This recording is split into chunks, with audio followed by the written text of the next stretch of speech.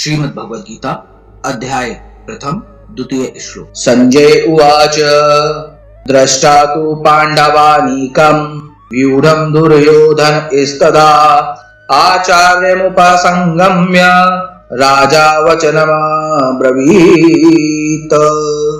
यहाँ पर संजय धृतराष्ट्र को कुरुक्षेत्र में जो व्यवस्थाएं चल रही हैं उसको देख करके बता रहे हैं। इसे गीता प्रेस गोरखपुर की पुस्तक में कुछ इस प्रकार से अर्थ के स्वरूप में लिखा गया है। संजय बोले, उस समय राजा दुर्योधन ने व्यूह रचना युक्त पांडवों की सेना को देखकर और द्रोणाचार्य के पास जाकर यह वचन कहा। गीता यथा स्वरूप में इसके अर्थ को इस प्रकार से लिखा गया है। हे राजन, पांडु पुत्रों द्वारा सेना की व्यूह रचना देखकर राजा दुर्योधन अपने गुरु के पास गया और उसने यह शब्द कहे। इसको विस्तृत रूप से इसका तात्पर्य बताया गया है।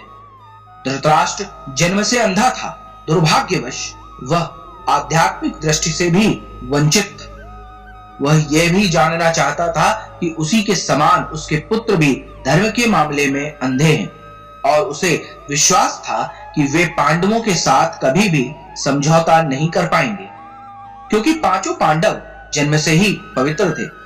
फिर उसे तीर्थ स्थान के प्रभाव के विषय में संदेह था। इसलिए संजय युद्ध भूमि की स्थिति के विषय में उसके प्रश्न के मंतव्य को समझ गया। अतः वह निराश राजा को प्रोत्साहित करना चाह रहा था। उसने उसे विश्वास दिलाया कि उसके पुत्र पवित्र स्थान के प्रभाव में आकर किसी प्रकार का समझौता करने नहीं जा रहे हैं। उसके राजा को बताया कि उसका पुत्र दुर्योधन पांडवों की सेना को देखकर तुरंत अपने सेनापति द्रोणाचार्य को वास्तविक स्थिति से अवगत कराने गया। यद्यपि दुर्योधन को राजा कहकर संबोधित किया गया है, तो भी स्थिति की गंभीरता के कारण उसे सेनापति के पास जाना पड़ा।